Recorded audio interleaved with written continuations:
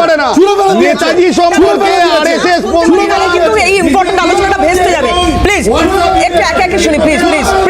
প্রীতম ভাই প্লিজ। হ্যাঁ অর্ঘদা, দেখুন একদম 10 সেকেন্ডে শেষ। দেখুন আমি বলছি তো যে বিজেপি এবং আরএসএস যারা শ্যামাপ্রসাদ মুখোপাধ্যায়ের কথা বলেন, যারা গডসের কথা বলেন, তাদের থেকে নেতাজি সম্পর্কে শুনতে হবে। এর থেকে লজ্জার কিছু হতে পারে না, এর থেকে লজ্জার কিচ্ছু হতে পারে না। একজন স্বাধীনতা সংগ্রামী নাম বলুন না। কোর্টের নাম কেন বলা হলো? কোর্টের নাম কেন বলা হয়েছিল? আমরা সেদিনকে আমি নিজে তৎকালীন কলকাতা জেলা ছাত্র পরিষদের সভাপতি হিসেবে কোর্টের নাম পরিবর্তন করা নিয়ে আমরা আন্দোলন করেছিলাম। কোর্টের নাম কেন বদল করা হলো? সবাইকে বিরত করি প্লিজ প্লিজ। আজকে খুব গুরুত্বপূর্ণ একটা দিন, নেতাজির জন্মদিন। আর এই দিনে আবারও কিন্তু এসআইআর এর বিষয় বা এসআইআর সংক্রান্ত যে সমস্ত হয়রানিগুলো সামনে এসেছে সেই অভিযোগকে সামনে রেখে নির্বাচন কমিশনকে এক হাত নিয়েছেন মাননীয় মুখ্যমন্ত্রী মমতা বন্দ্যোপাধ্যায়। সরাসরি বলছেন 110 জনেরও বেশি মৃত্যু, এর দায় নিক কেন্দ্র, এর দায় নিক নির্বাচন কমিশন। কেন কোনো মামলা হবে না কমিশনের বিরুদ্ধে, প্রশ্ন তুলছেন তিনি। সরস্বতী পুজোর দিন আমি বলছি, সুভাষচন্দ্র বসুকে সম্মান জানিয়ে, মা সরস্বতীকে প্রণাম জানিয়ে 110 জনের বেশি মানুষ মারা গেছেন। রোজ 3-4 জন করে আত্মহত্যা করছেন, ভয়ে মারা যাচ্ছেন। কেন ইলেকশনের বিরুদ্ধে কেস হবে না? এত মৃত্যুর দায় ইলেকশন কমিশনকে নিতে হবে এবং গভর্নমেন্ট অফ ইন্ডিয়াকে নিতে হবে। পার্টির নাম আমি নাইবা বললাম, এবং হসপিটালে আজও মৃত্যুর সাথে লড়াই করছে আরো 40-45 জন। এদের জীবন নয়। কমিশনের বিরুদ্ধে লাগাতার অভিযোগ করছে তৃণমূল নেতৃত্ব, রাজ্যের শাসক দল এবং কিছু কিছু ক্ষেত্রে বাম বা কংগ্রেস তারাও পথে নেমেছে।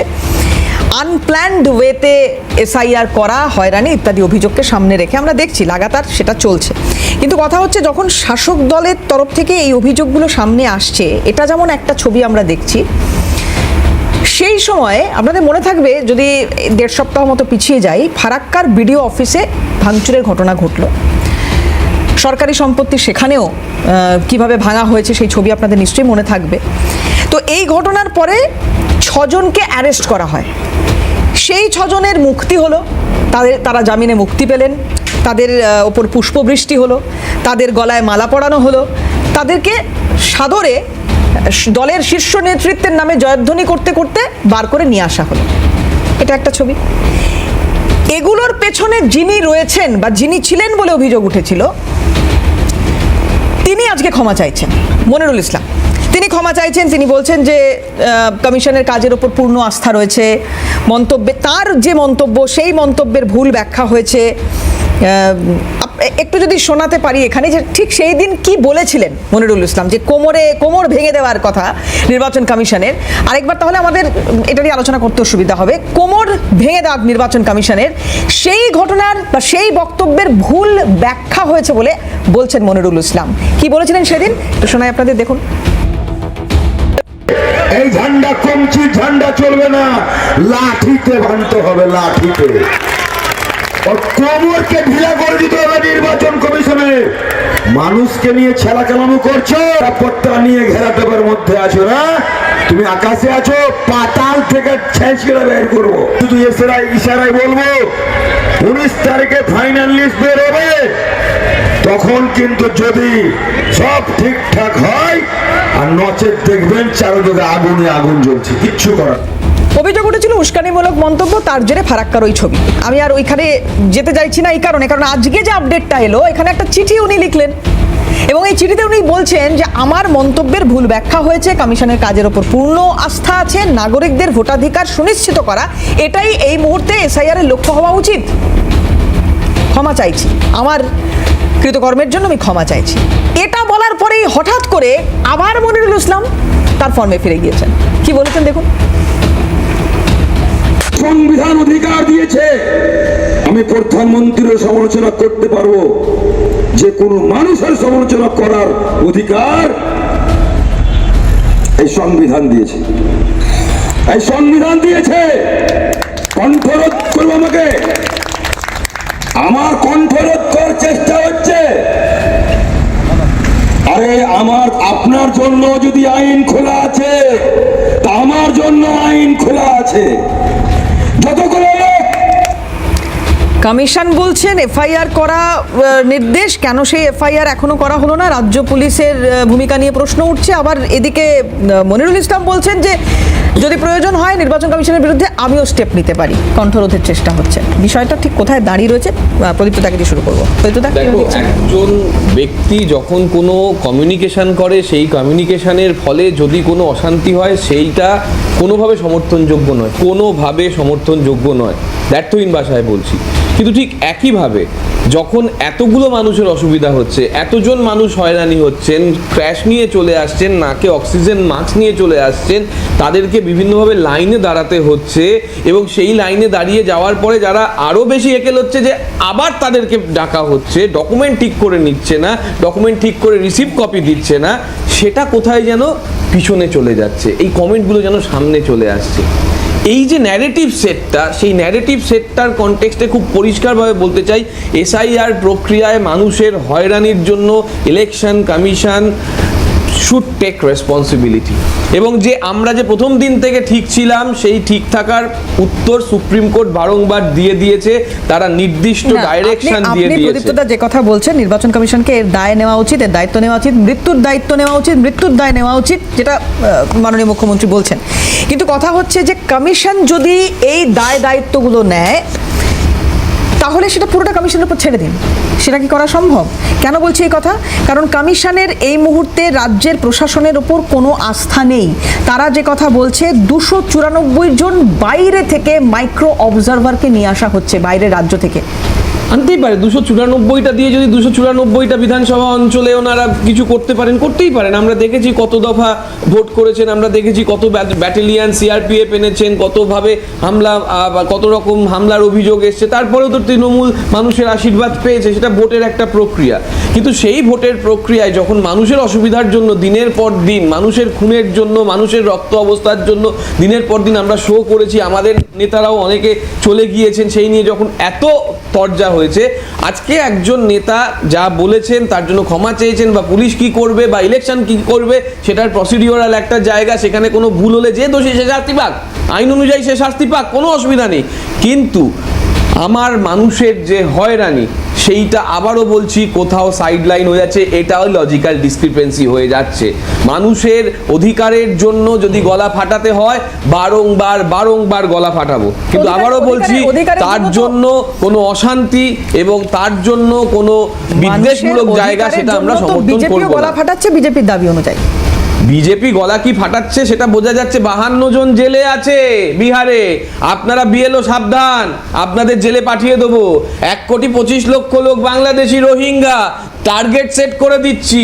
একদম আনগাইডেড মিসাইল নামে কেশব কি বলেছিল না, ওই ইলেকশন কমিশন এসআইআর কে সেই আনগাইডেড মিসাইল হিসেবে ব্যবহার করছে, করে পরিষ্কারভাবে যে টার্গেট মেজদা বেঁধে দিয়েছেন সেই টার্গেটের দিকে এগোচ্ছে। আজকে দেখুন, আপনার দর্শকদের জন্য বলছি, ইলেকশন কমিশনের নিজস্ব এমপ্লয়ি বলতে কিছু থাকে না। আপনারা জানেন যে এই যে ইআরও সবটাই স্টেট গভর্নমেন্টের। এবং মমতা ব্যানার্জি একটা কথা মনে আছে, এর আগে এসে আমরা এখানে অনেক প্রোগ্রাম করেছিলাম, উনি বলেছিলেন, এই বুঝে নাও কিন্তু সব কিন্তু আমারই লোক, ইলেকশন কমিশন এখন আছে, পরে চলে যাবে, পরে ভুল প্রথমেই ভয় পাইয়ে দিয়েছিলেন। এবং ইচ্ছা করে ওই যে যখনই ভিডিওর প্রসেসটা চলছিল সব জায়গায় ইনুমিনেশন ফর্ম নিয়ে, তখন পাড়ায় পাড়ায় টেবিল খাটিয়ে ওই যে ফর্মগুলো নিয়ে সব ভুলগুলো করেছিলেন তৃণমূলের ওই টেবিলে বসে বসে, এবং তাদেরকেই ডাকা হচ্ছে। এবং তাদেরকেই ডাকার পর এই বারবার বারবার নিচ্ছেন, কারা নিচ্ছেন? এই ইয়ারও তারা কারা? তারা সবটাই স্টেট গভর্নমেন্ট এমপ্লয়ি, তারা ইচ্ছা করে কি অবস্থা তৈরি করছেন। এবং এই আজকে দেখলে মনিরুল ওই সামান্য একটা প্রীতম, তার মানে ওই নেতাজির পরিবারকে যদি ডাকা হয় এসআইআর এরাই ডাকবে। আমি তোমাকে বলছি যে স্টেট গভর্নমেন্টের এমপ্লয়ি ডাকবে, স্টেট গভর্নমেন্টের এমপ্লয়িরাই স্টেট গভর্নমেন্টের সিন্ডিকেট বাহিনী গিয়ে যেভাবে গিয়ে তোলা চায় সেভাবে হয়তো রাখতে পারে। ভুলে তৃণমূলের ভুলে নেতাজির পরিবারকে ডাকা হবে। কিন্তু কথাটা হচ্ছে যে যেটা তোমার আসল কথা, যেটা যে তুমি যে মনিরুল ইসলামকে দেখালে, তুমি দেখলে যে সামান্য একবার শুধু বলেছে যে এফআইআর করার জন্য, তার জন্য নাকানি জুবানি খেয়ে গেছে, তারপর আবার উপর থেকে চাপ গেছে, আরে এফআইআর করে কী হবে, পুলিশ তো আমাদের, জেলায় গিয়ে থাকবি, গিয়ে দুদিন ভালো করে থাকবি, যেভাবে করে উনি সবসময় পাঠান। তো এইটার করার পর আবার উনি আজকে বলতে শুরু করেছেন, যেই কনস্টিটিউশনটা হাতে নিয়েছেন ওই মূর্খ সেটা জানে না যে আজকে যে পুরো ব্যাপারটা পুরো প্রসেসটা চলছে, যে আর্টিকেল 324 থেকে 329 পুরো তার প্রবিধান দেওয়া আছে। এবং আমরা তো বলছি যে ইমিডিয়েটলি ব্যবস্থা নেওয়া হোক, ইমিডিয়েটলি শেষ করা হোক। স্বচ্ছ ভোটার তালিকা গণতান্ত্রিক অধিকার, আজকে প্রত্যেক মানুষের অধিকার। যারা পলিটিক্যাল পার্টি বারবার আমরা বলছি যে নো আছে নো ভোট হবে না। ইসলাম আমি বুঝলাম, বিদ্যান কাকে বলবে? শান্তনু ঠাকুরকে? আমি বললাম, বুঝলাম। শান্তনু ঠাকুরকে বিদ্যান বলবে? কাকে বিদ্যান বলবে? মূর্খ যদি মনিরুল ইসলাম হন, শান্তনু ঠাকুর কি বিদ্যান? কি বলেছেন একটু শোনাই, তাহলে বুঝতে পারবে কেন বলছি। তারপর একটা ব্রেক নিতে হবে। দেখুন কি বলেছেন শান্তনু ঠাকুর। রাজনীতি করছেন, কিন্তু আমাদের অধিকার তাই করছে। রাজনীতি করছেন, কিন্তু আমাদের অধিকার তাই করছে। মতুয়াদের নিয়ে রাজনীতি করা আমাদের অধিকার। মতুয়াদের নিয়ে রাজনীতি করো, আরে মতুয়াদের, আর উনি আজকে ওনাদের আন্দোলনের ফলে আজকে মতুয়ারা যেই ওদের স্ট্যাম্প লেগে গেছিল উদ্বাস্তুর, এই স্ট্যাম্প থেকে মুক্ত হয়ে আজকে আপনার নাগরিকত্ব পাচ্ছে। এই আন্দোলনের ফলেই তো হয়েছে, আন্দোলনের ফলেই তো হয়েছে।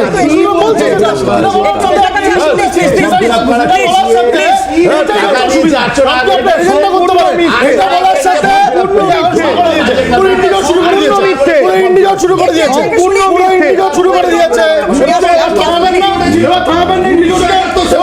একটু শুনে নি, অর্ঘদার বক্তব্য শুনে নি, অর্ঘদার বক্তব্য একটু শুনে নি। হ্যাঁ অর্ঘদা।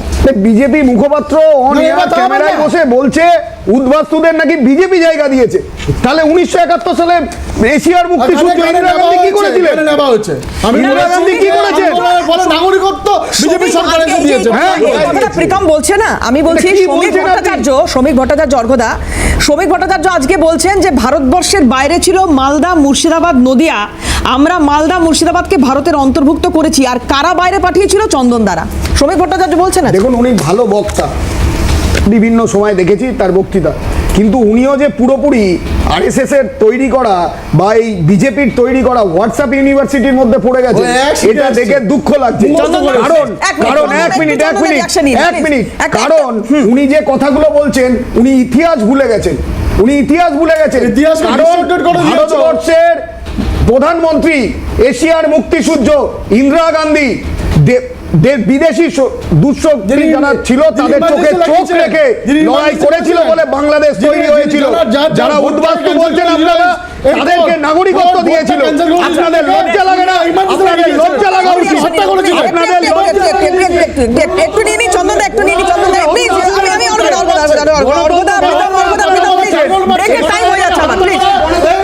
ভারতবর্ষের বুকে হত্যা, গণতন্ত্রকে হত্যা, আপনাদের বুকে গণতন্ত্র মানায় না। আপনাদের বুকে গণতন্ত্রের কথা মানায় না। আপনাদের বুকে গণতন্ত্রের কথা মানায় না। গণতন্ত্রকে হত্যা আপনারা করছেন। চন্দনদা খুব ছোট করে একটু রিয়াকশন নেব আপনার। মনিরুল ইসলামের আজকের এই, আমি জানি না এটাকে ভুল বদল বলবো, পাল্টি বলবো, কি বলবো জানি না, কিন্তু তারপরে তো আবার হুঁশিয়ারি দিচ্ছেন উনি।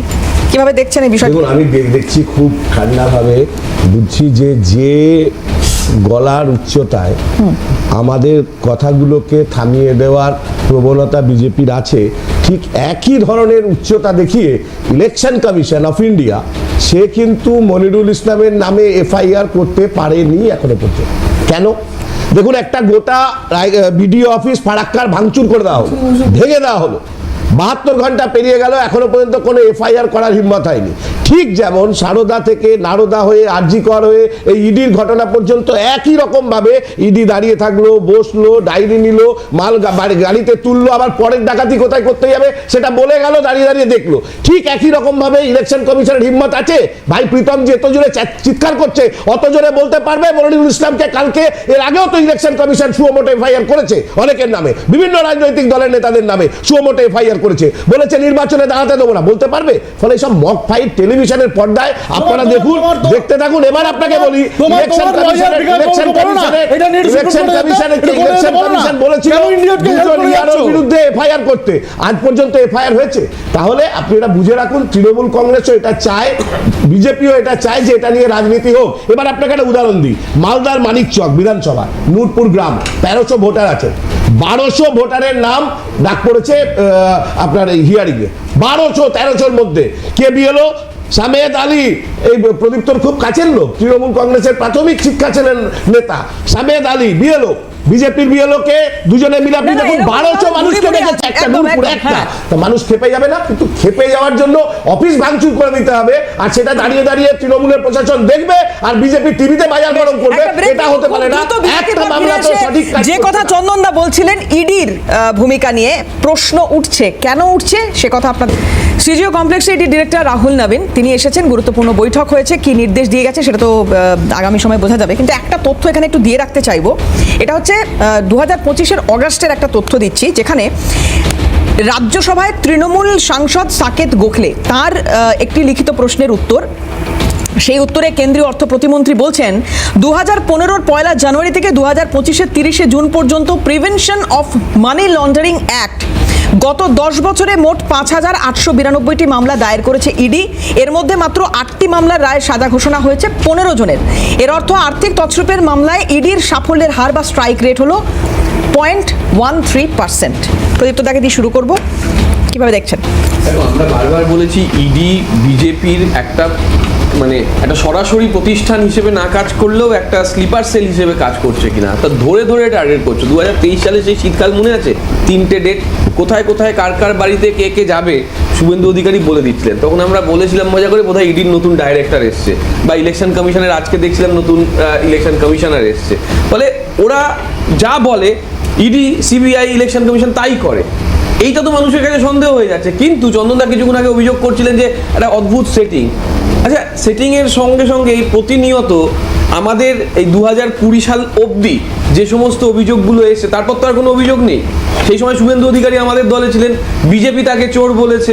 তারপরে যখন বন্ধ হয়ে যাচ্ছে, মানুষ কি ন্যারেশন করবে যে অ্যাকচুয়ালি শুভেন্দু অধিকারী চোর ছিল বলে সমস্ত কিছু বোধহয় বন্ধ হয়ে যাচ্ছে, বাকি বোধহয় আর কিছু নেই, সেজন্য কেউ নিয়ে ওরা আজকে বড় বড় পদে বসিয়েছে, তারাই বোধহয় সব থেকে চোর ছিল। এই সন্দেহটা তো বিজেপি তাদের মধ্যে তৈরি করেছে। আর তৃণমূল তো বারবার বলেছে যে বা যারা দোষী তাদের শাস্তি দাও, কোনো যায় আসে না। কারণ আমরা যেটা রাজনীতি করি স্বচ্ছভাবে সবার সামনে করি, আমাদের মানুষের জন্য কাজ করার দায়বদ্ধতা আছে, উত্তর দেওয়ার দায়বদ্ধতা আছে। কিন্তু এই যে আমাদের দাগিয়ে দেওয়া বারবার এই ন্যারেটিভ করে তো আখেরে ওরা জিরো হচ্ছে। চন্দনদা এসআইআর আমি বেঁচে থাকতে হবে না হলো, সিএ এনআরসিতে ওনার 6 জন এমপি তখন শুটিং করছিলেন, ভোট দিলেন না পার্লামেন্টে বিরোধিতা। বাকিরা তো দিয়েছে, 6 জন দিলেন না কেন? না দেওয়াটাও তাদের অধিকার। ওয়াকফের জন্য দিল্লিতে যান আন্দোলন করতে, পশ্চিমবাংলায় কেন আন্দোলন করছে? এগুলো কার কথা? এগুলো তৃণমূল কংগ্রেসের কথা, তৃণমূল কংগ্রেসের স্ট্যান্ড। আজকেও দিল্লি চলো। তাহলে সেই স্ট্যান্ডের জন্যই এই বারবার আপনি এবার চলে আসুন। রাজীব কুমার, সীমা আহুজা, এসব তো অনেক শুনলাম। সারদা থেকে শুরু করে সন্দেশখালী পর্যন্ত কোমরে দড়ি বাঁধবে, ঘোরাবে। একটা কেসের বিচার হয়েছে উল্টে, বালুবাবু বাইরে বাড়িতে পাটার মাংস খাচ্ছেন, পার্থবাবু কচি পাটার মাংস খাচ্ছেন, সবাই তো বাইরে।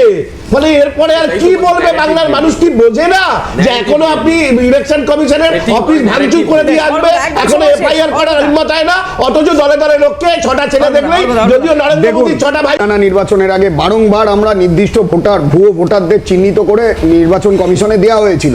আজকে মমতা বন্দ্যোপাধ্যায় মুখ্যমন্ত্রী, তিনি বলছেন কংগ্রেসকে এবং রাহুল গান্ধীকে অনুসরণ করছেন, কিন্তু এটা কোথাও একটা কাঁঠালের আমসত্ব হয়ে যাচ্ছে না? লোকাল বডি নির্বাচনে অনুব্রত মণ্ডল এবং শওকত মোল্লারা ভোট চুরি করে, আর এখানে দাঁড়িয়ে রাজ্যের মুখ্যমন্ত্রী ভোট চুরির বিরুদ্ধে লড়াই করছেন। আগে তাদেরকে ক্ষমা চাইতে বলুন। আর দ্বিতীয় কথা, ইডির কথা, ইডি এবং সিবিআই নির্বাচন এসছে, রাজ্যে চলে এসছে, পেঁচ কাটা নাটের মতন ঘুরে বেড়াচ্ছে, কোনো কিছুই করতে পারছে না, গোল গোল করে 1 মিনিট ঘুরে বেড়াচ্ছে।